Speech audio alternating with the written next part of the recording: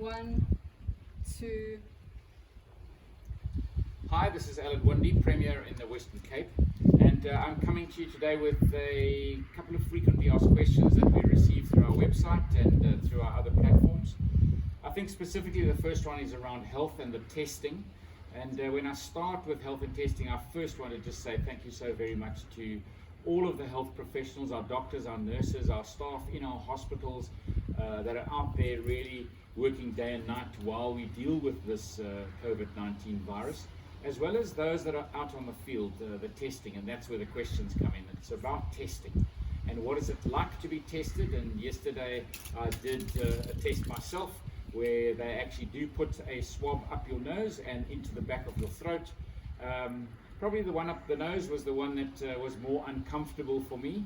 But when I say uncomfortable, it's just because I've never had that kind of thing done to me before. It's not painful, it's quite quick, and that's about testing. But at the moment, the question is about how people are coming in to our various suburbs, our wards and our municipalities with screening and testing. Now, if we want to get ahead of this coronavirus curve, we've got to make sure that we're testing and screening, because that shows us not only people that are coming to our hospitals or our healthcare facilities, it shows us while we're out there testing if the virus is spreading and where it is spreading and how it is spreading. So please, we want you to be part of it. You will be notified when the testers are coming into your area, and they will all have their ID documents, they will all have registration, and a member of law enforcement or SAPS will join them in that visit. So please be part of making sure that we are getting ahead of this curve. I think another question, and specifically now that we're 2 weeks into the lockdown, is one of food security.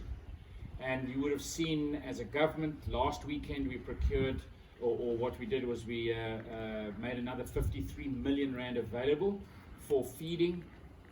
This week we started rolling out our school feeding program, because it's an existing program. We have databases, we know which schools people are receiving food from, and yesterday 96,000 young people got a meal in 389 of our schools. And I want to thank all of those involved in that food security program, where young scholars would come with their little Tupperware, and it was really nice to see everybody standing in their spaced out lines that the teachers or the principals had put in place, how there were hand washing facilities, etc. People were coming to get their meal and going home, because so many people are now falling through the nets.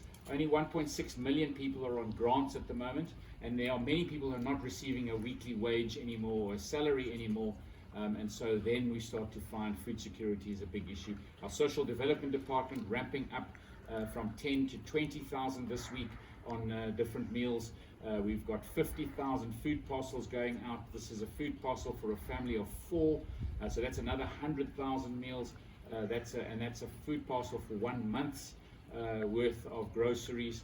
And so I also want to say thank you to the NGOs and all of those community organizations who are also helping with donations. They are helping with feeding programs, and they really are helping us beat this food security crisis that's happening while we're fighting COVID-19. And maybe just for people's, one of the questions asked is, well, who do we contact?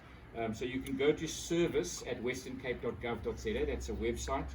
If it's an economic question, you can go to supportbusiness@westgrow.co.za, or you can call our call center numbers 0800 250 250 or 0860 142 142.